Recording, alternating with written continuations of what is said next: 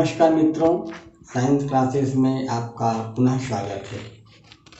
आप देख रहे हैं हमारे वीडियो के माध्यम से कि क्लास 10th गणित सब्जेक्ट का नियमित रूप से हम अध्यापन करते हुए वीडियो आप तक प्रेषित कर रहे हैं। अध्याय 1 और अध्याय 2 पूर्ण हो चुका है। आज हम अध्याय 3 पर कुछ प्रश्न हल करेंगे। इसके पूर्व मैं आपसे आगाह करना चाहूँगा कि यदि आप हमारे पिछले वीडियो को अध्याय 1 और अध्याय 2 इसका हल है, उसमें यदि आप देखना चाहते हैं तो आप हमारे प्लेलिस्ट में जाइए और आपको क्रमशः सभी प्रश्न वहाँ पर हल सहित दिखाई देगा।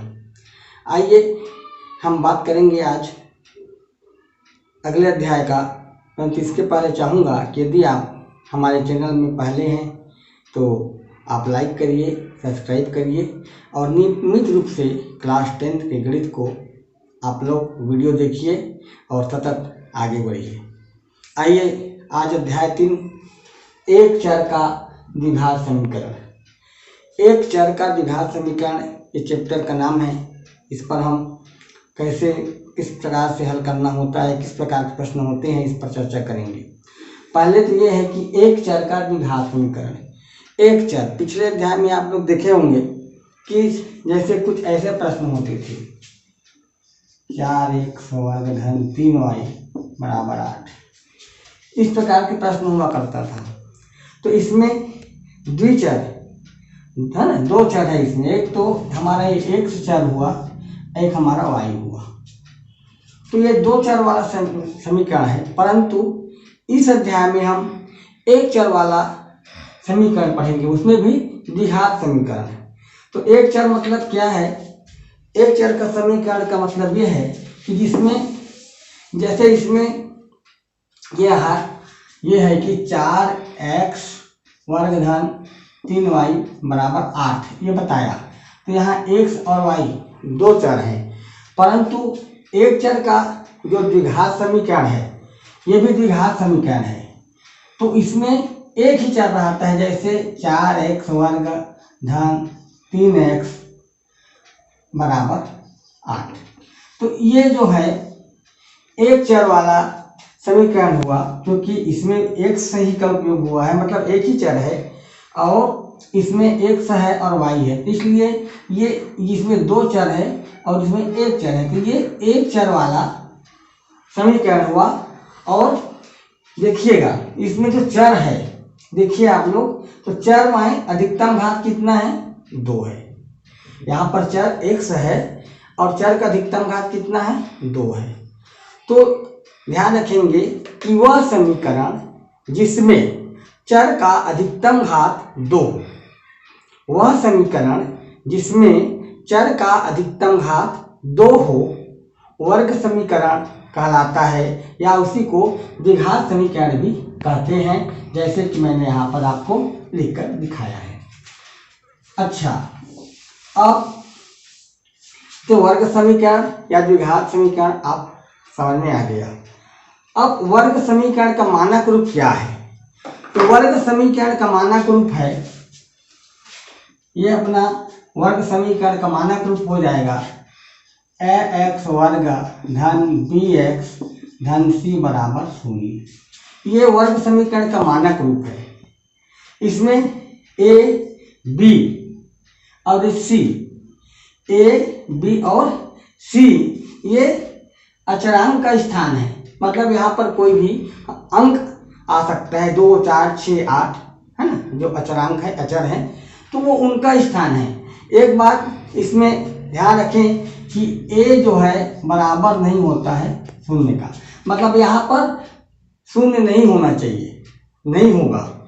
तो ये हमारा वर्ग समीकरण का मानक रूप है। यदि हमसे कभी पूछा जाए कि वर्ग समीकरण का मानक रूप क्या है, तो वर्ग समीकरण का मानक रूप हमें बताना होगा ax वर्ग धन bx धन c बराबर 0। अब थोड़ा सा आगे बढ़ते हैं। वर्ग समीकरण को हल करने की विधियां। तो वर्ग समीकरण को हल करने की मुख्यतः दो विधियां हम उपयोग करते हैं और है भी। उसमें है वर्ग समीकरण हल करने की दो विधियां में पहला है गुणनखंड विधि। पहला है गुणनखंड विधि। अब गुणनखंड विधि में क्या है, आप हमारे पिछले वीडियो को भी देखेंगे तो कुछ प्रश्न मिलेंगे गुणनखंड विधि से हल करते हुए। गुणनखंड विधि में जैसे प्रश्न है 2x वर्ग धन 5x धन 3 बराबर 0, ये हमारा वर्ग समीकरण है। और ये वर्ग समीकरण को हम जब गुणनखंड विधि से हल करेंगे तो क्या होता है, जैसे मैंने कहा इसका मानक रूप क्या है, ax वर्ग धन bx धन c बराबर 0। तो यहाँ पर देखिए a के स्थान पर हमारा 2 हुआ, b के स्थान पर 5 हुआ और c के स्थान पर 3 हुआ। तो a के स्थान पर 2, b के स्थान पर 5 और c के स्थान पर 3 हुआ।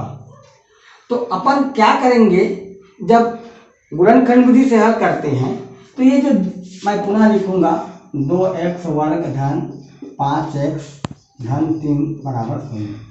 अब ये जो मध्य पद है यहाँ पर ये 5x है, तो गुणनखंड विधि में 5x को हम दो भाग में तोड़ेंगे।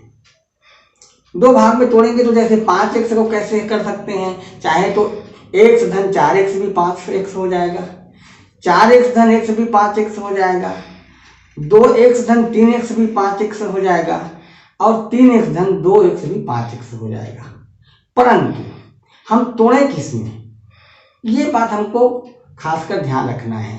तो इसका एक सिद्धांत है कि जैसे यहाँ पर हम जब तोड़ना होगा तो a गुणित c बराबर जितना है, जैसे यहाँ पर a गुणित c, जैसे हमारा यहाँ पर बताया मानक रूप से आपको तुलना करके, तो a के स्थान पर हमारा कितना है 2 है, तो 2 है, c के स्थान पर कितना है 3 है, और ये दोनों को हम गुणा करते हैं तो गुणनफल हमको प्राप्त होता है 6। तो हमको गुणनफल प्राप्त हो गया 6। तो ये जो मध्य पद है उसको यदि हम दो भाग में तोड़ेंगे तो ऐसा तोड़ें कि यदि वो दो भाग में तोड़े हैं उसको आपस में जोड़े या घटाएं, संक्रिया करें, जोड़े या घटाएं, तब हमको 5 प्राप्त हो। और यदि गुणा करें तब ये दोनों के a और c के गुणनफल के बराबर अर्थात 6 प्राप्त हो। ऐसा हमको मध्य पद को तोड़ना होता है। अब इसको मैं मध्य पद को तोड़ के बताता हूँ आपको। 2x वर्ग धन यहाँ पर होगा 2x धन 3x धन 3 बराबर 0। ये देखिए अब 5x को हमने तोड़ दिया किसमें, 2x और 3x में। तो 2x और 3x में तोड़ा तो 2x और 3x अगर जोड़ेंगे तो 5x हो जाएगा, है ना। यदि 2 और 3 इसको गुणा करेंगे तो 2 और 3 का गुणनफल हो जाएगा 6, जो कि a और c के गुणनफल के बराबर है। तो इस प्रकार से हम मध्य पद को दो भागों में तोड़ते हैं। पिछले वीडियो में हमने सवाल हल किया था, आगामी भी करेंगे, पर ये अभी हमको ये इतने तक जानना है कि गुणनखंड विधि में मध्य पद को दो भाग में कैसे तोड़ना। अब दूसरी विधि मैं बताया जो है वो है सूत्र विधि। दूसरी विधि में सूत्र विधि। अब सूत्र विधि तो वर्ग समीकरण को हल करने का सूत्र है। तो सूत्र विधि में सूत्र में सभी मान को स्थापित करेंगे, उसके बाद हल प्राप्त करेंगे। तो सूत्र विधि में सूत्र है x बराबर ऋण b धन ऋण अंडर रूट b वर्ग ऋण 4ac बटे 2। ये सूत्र है। x बराबर ऋण b धन ऋण वर्गमूल b वर्ग ऋण 4ac बटे 2। अब यहाँ पर हम मान रखेंगे, है ना। तो जैसे हमको ज्ञात है ए बराबर हमारा 2, बी बराबर 5 और सी बराबर 3 यहाँ पर। तो यही मान जो है हम यहाँ पर रखेंगे और जो सूत्र के आधार पर संक्रिया हैं वो करेंगे तो हमको सूत्र विधि के द्वारा वर्ग समीकरण का हल प्राप्त हो जाएगा। हम आगामी समय में आपको दोनों विधियों से अलग अलग समीकरण हल करके बताएंगे। मैं सोचता हूँ कि आप उनको ध्यान रखिए, हमारे पिछले वीडियो को भी देखिए और पुनः आगाह करूँगा कि यदि आप हमारे चैनल में नए हैं तो सब्सक्राइब कीजिए, लाइक कीजिए नियमित रूप से। और क्लास 10 का गणित हम आप तक प्रेषित कर रहे हैं। आप सतत आगे बढ़िए, यही हमारी शुभकामना है। धन्यवाद।